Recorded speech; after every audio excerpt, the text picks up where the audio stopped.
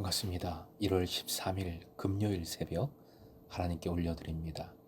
함께 찬송가 91장 부르십니다.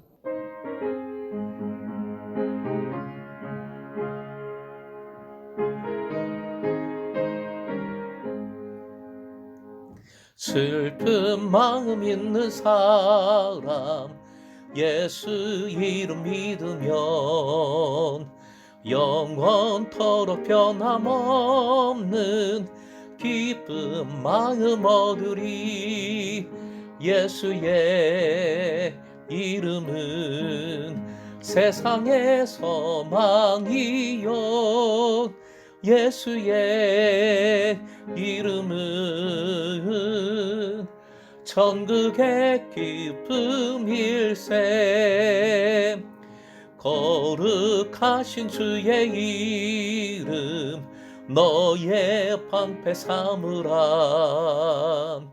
환난 시험 당할 때에 주께 기도드려라.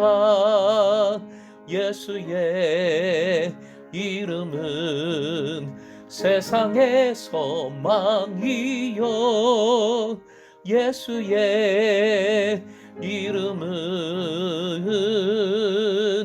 천국의 기쁨일세. 오늘 말씀은 마태복음 21장 6절에서 11절, 6절부터 11절까지의 말씀입니다. 함께 읽겠습니다.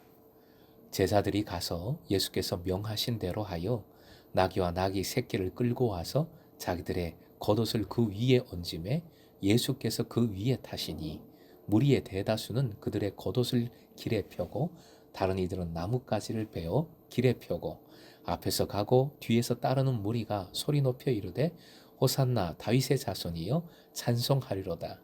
주의 이름으로 오시는 이여 가장 높은 곳에서 호산나 하더라. 예수께서 예루살렘에 들어가시니 온 성이 소동하여 이르되 이는 누구냐 하거늘 무리가 이르되 갈릴리 나사렛에서 나온 선지자 예수라 하니라. 오늘의 기도 제목, 겸손함으로 주님을 만나며 주님과 동행하는 제자 되게 하소서. 겸손함으로 주님을 만나며 주님과 동행하는 제자 되게 하소서. 예수님은 평화의 왕으로서 나귀를 타고 새끼 나귀를 이끌고 예루살렘 성으로 입성하십니다. 예수님을 따라가던 무리들은 왕에게 어울리는 예우를 갖추어 경배하며 환호성을 지르면서 찬송을 부릅니다. 유대인들은 순례 축제 때에 찬양을 했습니다. 할렐이라고 하는데요. 이는 시편 113편부터 118편의 내용입니다. 본문의 호산나 찬송은 시편 118편 25절에 나옵니다. 그 말씀 함께 화면 보시고 읽겠습니다. 여호와여 구하옵나니 이제 구원하소서. 여호와여 우리가 구하옵나니 이제 형통하게 하소서. 아멘. 호산나 호시안나 라는 말은 구원하소서, 주여 구원하소서 라는 뜻입니다. 예수님의 입성 때 이 할례를 불렀다는 것은 예수님을 메시아, 구원할 자로 여겼기 때문인 것을 알 수 있습니다. 순례 때마다 불렀던 할렐은 하나님의 구원을 간구하는 찬양이었습니다. 사실 미래적인 구원을 기대하고 부르는 찬양이었죠. 하지만 본문의 무리들이 예수님께 대하여 불렀던 찬양은 이제 그 구원이 예수님을 통해서 일어날 것이라는 기쁨의 찬양인 것을 알 수 있습니다. 이러한 소동이 일어나자 예루살렘의 시민들은 이 사람이 도대체 누구인가 라고 묻습니다. 그러자 무리들은 예수님을 갈릴리 나사렛에서 올라온 선지자로 소개를 합니다. 여기에서의 선지자라는 말은 종말론적인 선지자를 의미하는 것입니다. 종말에 보내기로 되어 있는 바로 그 선지자, 한마디로 메시아라는 뜻입니다. 예루살렘 시민들 사이에서는 그 증언의 진위에 대한 논란이 일어났을 것입니다. 본문에는 예수님과 더불어 제자들이 나오고 그리고 예수님을 찬양하는 무리들이 나옵니다. 또한 10절 이하에 중요한 사람들이 등장을 하지요. 바로 예루살렘 거민들이 등장을 합니다. 예루살렘 백성들은 무리들과 관계하여 매우 대조적인 모습을 보이고 있습니다. 예루살렘인들은 예수님의 소문을 듣고 소동합니다. 소동하다라는 표현은 상징적인 표현으로서 예루살렘 거민들의 당황하는 모습을 잘 보여줍니다. 그들은 예수님의 이야기를 듣고 당황하고 혼란스러워 했습니다. 뭐라고? 아니, 그럴 수가 있나? 그게 진짜인가? 의심한 것이지요. 그들은 거룩한 도성의 백성들입니다. 그렇다면 그들은 예수께서 지금 행하고 있는 행동이 무엇을 의미하는지 알 수 있어야 합니다. 알아야 합니다. 말씀의 예언들이 넘쳐나니까요. 하지만 이들의 영적 눈이 어두워져 있었습니다. 그래서 예수님을 따라온 무리들에게 오히려 묻습니다. 이 사람이 누구냐? 이는 누구냐? 뒤의 사건을 보면 이들은 결국 이 질문에 대하여 스스로 답하지 못하고 결국 예수님을 십자가에 매다는 역할을 하고 말지요.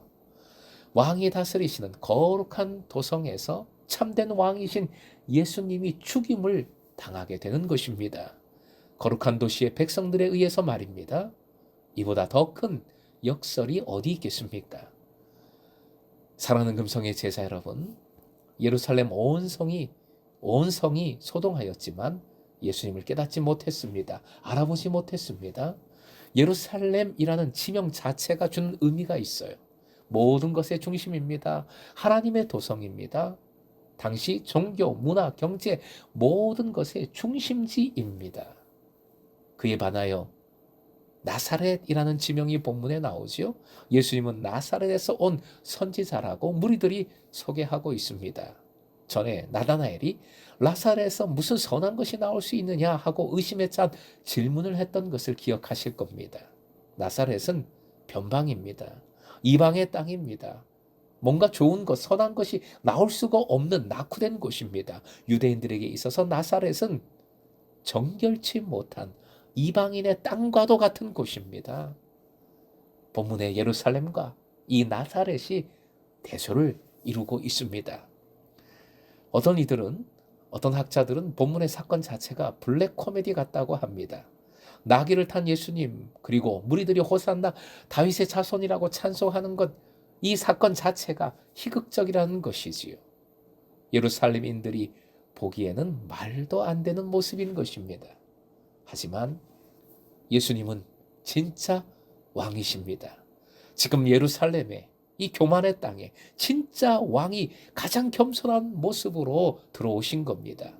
자기 영광의 자리에만 연연했던 제자들, 그런 제자들에도 끼지 못했던 무리들, 이러한 이들의 찬양을 받으면서, 이러한 이들의 경배와 섬김을 받으시면서 예루살렘 성에 들어오십니다. 반대로 표현하면 예수께서 이런 작은 자들을 끝까지 붙드셨고 인도하셨고 함께 하셨음을 보여줍니다. 나귀를 타시고 작은 자들을 위하여, 죄인들을 위하여 영광이 아닌 십자가의 길을 가시고자 예루살렘으로 오신 겁니다. 겸손의 왕, 평화의 왕, 바로 참된 구세주이십니다. 사랑하는 금성의 제자 여러분, 예루살렘인처럼 자기 중심적으로 살아간다면, 세상적으로 높은 위치에 있다면, 세상적인 가치로 판단하고자 한다면, 그런 것들만 바라보고 있다면 결코 예수님을 메시아로 알지 못합니다. 영접하지 못합니다. 참된 만남을 이루지 못합니다. 세상적인 모든 교만을 벗어던지고 세상적인 가치를 내던지고 겸손히 주님 앞에 엎드릴 때 비로소 예수님을 만나 나의 구주, 나의 사랑으로 고백할 수 있는 것입니다. 지금 여러분은 어디에 계십니까? 예루살렘 그 높은 곳에 계십니까? 아니면 그 높은 곳에 나도 좀 올라가 보자 하고 그 높은 곳만 바라보고 계십니까? 이제는 도대체 그가 누구냐 하며 의심만 하는 것이 아니라 감사와 찬양의 입술로 영광 돌리는 제자, 그가 어디에 있느냐 찾는 것이 아니라 말씀으로 주님께 나아와 기도로 주님을 깨달으며 주님과 교제하는 제자, 무엇보다 겸손함으로 낮아져 주님과 동행하는 찐 제자로 오히려 주님의 높이 올려주심을 누리는 영광된 제자 되시길 주님의 이름으로 축원드립니다.